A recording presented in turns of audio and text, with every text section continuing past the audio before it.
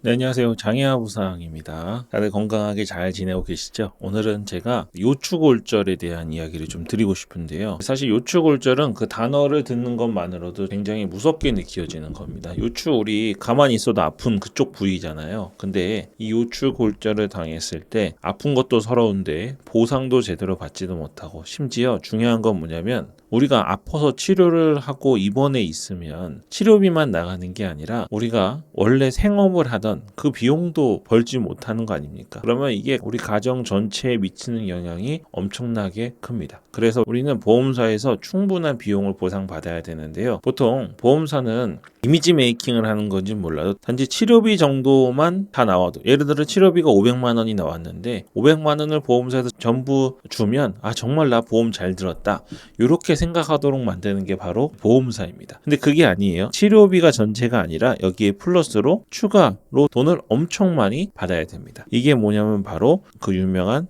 후유장해입니다. 장애가 아니고 해입니다. 이 후유장애는 지금 갖고 계신 개인보험 혹은 어떤 단체에 소속되어 있다면 그러한 보험 항목에 들어있는 것이 후유장애인데요. 후유장애는 잘못을 따지지 않습니다. 내가 실수로 다쳤든 다른 사람에 의해서 다쳤든 중요하지 않고 내가 다쳤는지 다치지 않았는지가 중요한 보험입니다. 이 후유장애는 워낙에 금액의 단위가 크기 때문에 이 금액이 수천만 원을 넘어가는 거는 일반적인 일이거든요. 근데 문제는 이 후유장애는 보험사에서 알아서 와가지고 아이고 요추골절 다치셨으니까 저희가 후유장애 보상금 2천만 원 드리겠습니다 라고 절대 하지 않아요. 이 후유장애의 특징이 뭐냐면 보험사에 청구를 해야 그때 가서야 아이고 후유장애 보상금 청구하셨네요, 이걸 어떻게 하셨을까? 이렇게 이제 나오는 게 후유장애 보상금입니다. 왜 그럴까요? 이 보상금 규모가 너무 큽니다. 보험사에서는 사실 안 주면 가장 좋은 게 후유장애 보상금입니다. 근데 이제 신청을 하면 그냥 주는 게 아니고 여러 가지 엄청 따지죠. 왜냐하면 다시 말씀드리지만 금액이 정말 큽니다. 그래서 매우 깐깐하게 보는 것 중 하나가 후유장애인데요. 특히 이 절차와 서류를 정말 완벽하게 하지 않으면 보험사에서는 나 모르세요 하고 다시 해주세요 라든지 혹은 반액 감액을 해버리든지 이런 일들이 벌어지게 됩니다. 아쉽게도 이 절차와 서류를 준비하는 일은 어떤 개인,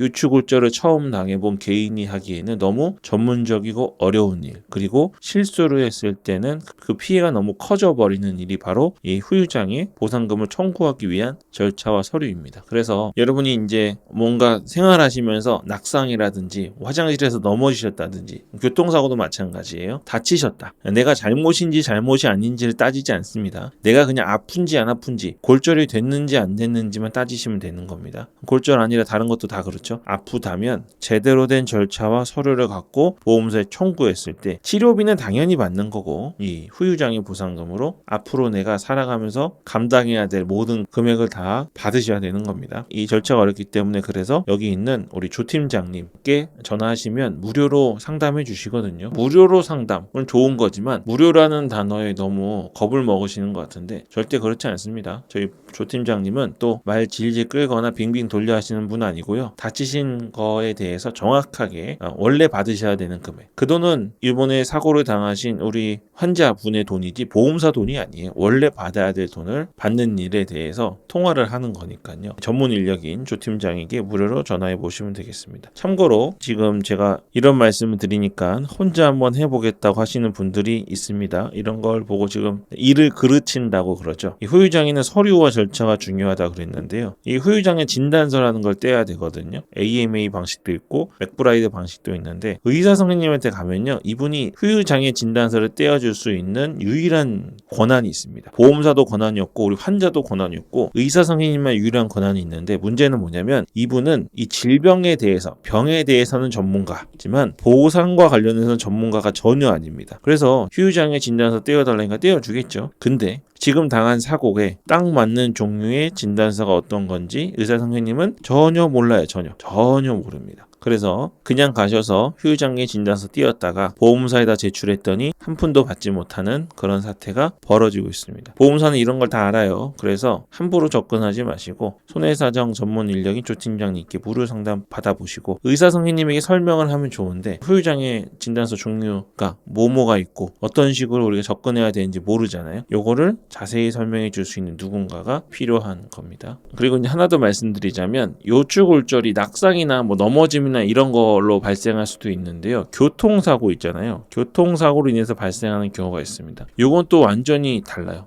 받는 돈이 많은 거는 맞습니다. 근데 장애 진단서 종류나 장애 보상금을 청구하는 절차가 완전히 다릅니다. 똑같은 요추골절인데도 불구하고 전혀 달라지게 되죠. 심지어 교통사고로 인한 요추골절의 경우에는 보험사에서 돈을 빨리 주려고 하는 경우도 있습니다. 그리고 이 돈이 굉장히 많아 보여요. 예를 들면 한 800만 원 정도를 지급하겠다 그러는 거예요. 치료는 치료대로 받고 플러스로 저희가 그냥 800만 원 정도 더 드리겠습니다 라고 보험사에서 말하는 거예요. 좋죠. 치료는 다 받고 돈도 800이면 작은 돈이 아니잖아요. 그래서 얼씨구나 하고 합의 보는 경우가 있습니다. 그냥 완전히 조금 받으신 게 되는 겁니다. 이런 과정들은 상대 보험사가 어디인지 또 이번 사고가 어떻게 되었는지 어떤 식으로 진행되는지에 대한 경험이 필요한 문제이기 때문에 꼭 손해사정 전문 인력인 조 팀장님과 전화 그냥 한 통화 하면 되거든요. 물론 상담이 워낙 많아서 못 받으시는 경우는 있는데 그럼 부재중 전화 주실 거고요. 문자나 영상 더보기나 고정 댓글에 있는 카카오톡으로 상담도 가능합니다. 그렇게 하니까요. 이거 돈 드는 거 아니고 부담 주는 것 아니니까 요추골절 당하셨을 때 특히 교통사고로 인한 요추골절 진단이 나오셨으면 꼭 받으셔야 될 정당한 금액을 전부 다 받아가시길 권해드리겠습니다. 내가 잘하는 것도 있지만 나보다 더 많은 걸 아는 전문 인력은 분명히 따로 있습니다. 저희 조 팀장님은 상담 비용 받지 않으시니까요. 지금 나신 요추골절도 마찬가지고 또 이거는 아주 오래전에 사고 나신 것도 됩니다. 과거 5년, 과거 10년 전에 혹시 골절을 당하신 적이 있다면 혹은 가족이나 주변 분들 중에 골절을 당하신 분들이 있다면 지금이라도 전화하셔서 꼭 보험사에 맡겨둔 여러분의 돈을 다 받아서 합리적으로 정당하게 내 돈을 사용하시길 권해드리겠습니다. 네, 그럼 오늘 여기까지 하겠습니다. 장애아 보상이었습니다.